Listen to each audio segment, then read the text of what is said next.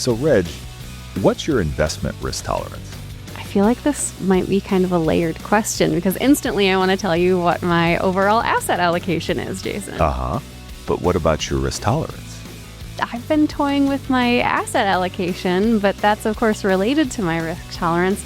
And I feel like I'm pretty aggressive, but I'm not as young as I used to be, so I don't have as much timeline ahead of me as I previously did. Now, when you thought about your risk tolerance, what risk were you thinking of? That's such a great question because I used to sit in investment planning consultations with you and have you walk people through their risk assessment. Sure. And you would come up with a number, a single number that would then translate into their asset allocation. Right. But I still don't have just a simple, direct, easy answer for you. Do you think that by the end of this podcast episode, we will be able to whittle it down to a single answer for our listeners? Or at least, what types of risk we're actually talking about and how you can help yourself understand what your tolerance, your capacity, and just overall exposure is to all these different types, right, of risk that go far beyond just simply risk of price going down. So it is a layered question. There's multiple components to my risk. Yeah, though, absolutely. It's a sort of a trick question in the sense that, like, you could have said, hey, when I was thinking about risk, I was thinking about the risk of not having enough income coming into my household, right? Yeah. That risk is different from, I'm thinking of the risk of the price of, some stock or mutual fund or whatever going down, right? There's a different risk there. My risk is the thing I'm most afraid of is not having liquidity and not being able to access my funds when I need them, right? So all of these different, very numerously layered risks exist within an investment portfolio. Well, way to start me off with a trick question today, Jason. Thank you. I feel like a huge risk for so many people who are saving and investing because they're in so many cases doing so for retirement is that it's tied to what you said. It's that either they won't see enough being invested, them saving enough, and those investments not growing enough while they're invested between now and retirement for them to then have enough as those hopefully continue to grow during retirement for them to live on. Right. And the savings rate is another example of an in the aggregate risk factor, of course, and that being one of numerous. But if you're not saving enough, and a lot of the growth in portfolios happens when you see a high, not only a high savings rate, but a sustained high savings rate, because that's where you start to build upon not only the return that you're earning and its compounding effect, but then also you're flooding that account, of course, with more resources and allowing your investment strategy, I should say, to do its job. So, Jason, we're just getting into what we consider investment planning month here in July. Yeah. So you are starting to really have this conversation with quite a few of our clients who are coming in for these consultations with you as our director of investment planning. So how are people entering this conversation this time around? Well, so here's the thing to think about, right? The first part of this, when we're talking about risk, is I want to define the risks really clearly, right? And I want our clients to understand what those risks ultimately are. Now, there's numerous. I mean, they're all over the place. You can go read a prospectus for any mutual fund or stock or anything. It'll tell you, give you a laundry list of potential risks, and they're geopolitical and all of these various things. But as we focus on an investment portfolio and the individual client, right? The focus should be on the risks that you can sort of combat with your strategy, right? The things that doing something within your portfolio can actually affect change, right? So that would be, how much money you have invested versus how much money is set aside that's safe, right? So you're hedging against that price fluctuation risk, right? At the same time, you're also hedging against, when you keep money productive, that potential of your purchasing power being degraded over time because you're not, right, taking enough upside, right, investment risk, possibility there. So one thing that I've really talked a lot about with our clients is really focusing on those risks that you can control. And that's a good starting point and basis for the rest of the conversation, which leads into the, of course, ways we assess that and address not only the risk tolerance, but of course the risk capacity of a client as well. So when it comes to tolerance, you're really going back to the old adage of control what you can control. Yes. And you're kind of asking them a trick question too, but you know them. So you're digging deeper into the multiple risks and how they're thinking of them. Yeah. Well, and so tolerance is just that, right? I mean, let's make sure we understand what tolerance represents, right? Tolerance represents how much risk you're willing to take, right? Mm-hmm. And what's important there is you could be in a circumstance where you need to be, very investment risk averse and have a very low volatility portfolio. But you could be one of those types that would put it all on red if given the opportunity, right? And then the other side of that, right? You could be in a scenario where you would be fine taking on, right, a numerous sort of risk, measures and speculative investments and all these different things. But that's not your style, right? You want FDIC insured, you want, money in a vault somewhere, like that sort of thing. And so everything in between that is ultimately what a risk tolerance represents, but it doesn't always align with the remaining circumstances. Okay. And usually your tolerance is pretty similar throughout your life, maybe changing slightly, but no huge major drastic changes unless they're super meaningful. Well, I mean, I think it will reflect your circumstances, right? I mean, one thing that risk tolerance does really well beyond, simply assessing, hey, would you put it all red on the table or keep it in a vault, is sort of like your life stage will reflect in your answers, right? Because a lot of times some of the questions are leading to, hey, like, how long until you start to expect using money? Like, what would happen in this scenario? And that can change if you're, a 30-something saving, really heavy in their retirement plan versus a 60-something withdrawing funds in that retirement. And that is clearly related to the risk capacity piece. Yeah, right. So this is where risk capacity comes in. And I like to describe risk tolerance as sort of the objective measure of sort of what the risk parameters of an investment portfolio are, and the risk capacity being the subjective one, right? The thing where we look at the circumstances and we say, okay, hey, you've got this really high risk tolerance, but you have a limited number of resources, you have a specific set of needs, you have all of these things that we need to make sure that you're able to accomplish. And so that by itself can create this in the aggregate reduction in your risk and the risk you're taking on within that portfolio, again, subject to the capacity for the risk that you have. Okay, so looking at this from a client's perspective, I am willing to take on this much risk. Uh-huh. Then you might come in and change that based Sort on of. risk capacity. Right, I would say. Maybe give it a little nudge.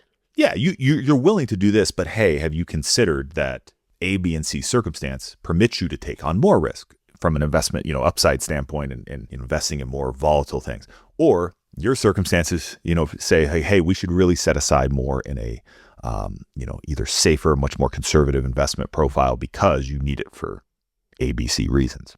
Okay, so there's risk tolerance and risk capacity. Mm-hmm. But I feel like you're going to come in here with a Billy Mays moment and be like, but that's not all, because now you have to turn this risk tolerance, risk capacity into an asset allocation. Yes, right. You have to take action on it, right? And this is the part that I think is overlooked in your future sort of decision-making with your portfolio. And when I say that, what I mean is, once you've determined what your risk tolerance or risk capacity is, that will lead to, of course, how you should invest your money or how you should keep your money sort of useful within your financial plan. So when I say invest, I don't necessarily always mean just committing it to long-term, you're going to stick it away and let's see how it does in a price appreciation scenario.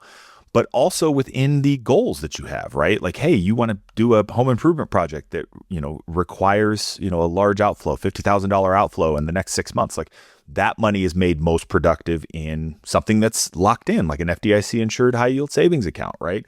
And in that case, you're investing that money in the sense, but you're also doing it with the specifics of the circumstance and the use for that money in mind. So it's going to kind of temporarily lower your asset allocation as far as the percentage of stocks, because you're investing less in stocks, more in safer assets for that short period of time. That's 6 months until you get to the home improvement project and have to cut the check to the contractor. Yeah, I mean, it sort of helps you get the parts, and also reflective of if your risk tolerance dictates that your portfolio should be, and I'm just going to throw out numbers here, but an 80% stock, 20% bond mix. A lot of times you'll find that you can fit the needs, right, in the short term that may come up within that 20%. right? And that sort of is then representative not only of this, hypothetical pie chart of, how you should be invested in stocks and bonds, but the reality of the circumstances sort of on the ground, if you will, and what you actually need that money for in the near term. Yeah, and that's an important part of getting to know our clients, knowing what these goals are. How do you balance that when people also have, next summer's big summer vacation that they're planning to take and, maybe a new car a couple more years down the road? There's all these milestone goals.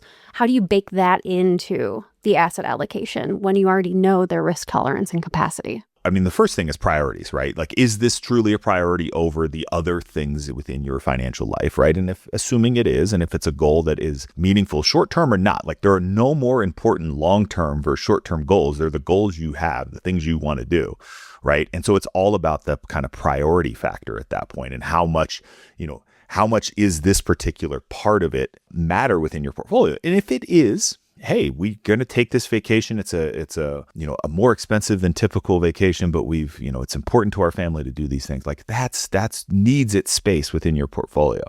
And when you are setting aside those dollars, right, for those short-term needs appropriately, and you have the money there sort of in a safe spot, then it allows you to take appropriate risk, right? And that's usually where you start to kind of, maximize that upside potential in the long term, that appropriate risk for the rest of your dollars because you've locked in, sort of those near-term needs. Okay, I'm starting to feel a little bit less bad about not having a simple, clear, and easy answer to your initial question. But again, wait, there's more because you're also allocating the allocation between different account types. So let's get into that a little bit.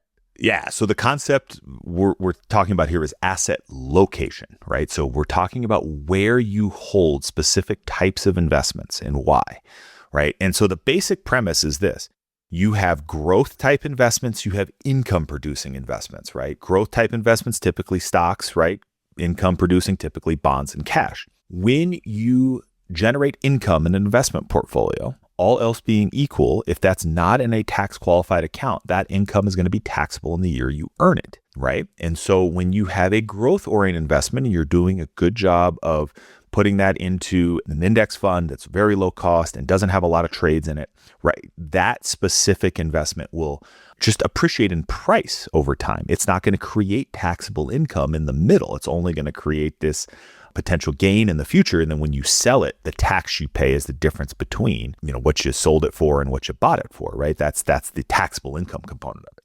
So the goal of asset location is to take all of those varied things and put them into the accounts where they make the most sense. So if you take a bond investment, for example, and not saying muni bonds or, other kind of tax preference bonds, but just a normal corporate or government bond, and you put that in your portfolio, it should go into an account that's tax deferred, like an IRA or a 401k. For example. Got it. And then the same thing with, price appreciation, you would aim to put in your taxable account and your Roth IRA because, right, your Roth IRA, you want to have maximized value because it's typically going to be the last thing out of your financial plan when you're drawing on your resources. I love how you tied some tax savvy into the investment piece here. Always. And I'm starting to get how we go from a person and their level of risk to their investment allocation and how that allocation should be located among accounts. But still, how do we get to just the quick and easy answer to what's your risk, that titular question that you asked? The first part of this, if you haven't done this, and I'm sure you have, if you've participated in a 401k plan, if you've, worked with a financial advisor, financial planner in the past, you've probably taken a risk assessment questionnaire. And there are a number of different questionnaire types and styles and ways to ask this. We used to use one where you drag, these scenarios out on these slider bars. And now the one we use is more of sort of like an SAT format. But either way, what you're looking for is to get sort of this objective output that aligns with a pattern, a scale, right? A 0 to 100 sort of thing, right? That will start in at least giving you an understanding of what your sort of measured, right, risk tolerance ultimately is. Then you apply this risk capacity standard to that. And when I say you do it, like, it doesn't need to be the investment advisor always doing this. If you're, on your own out there investing dollars, like, you should understand your circumstances well enough. And if you don't, you should ask for professional help to help you identify what your risk capacity measures are.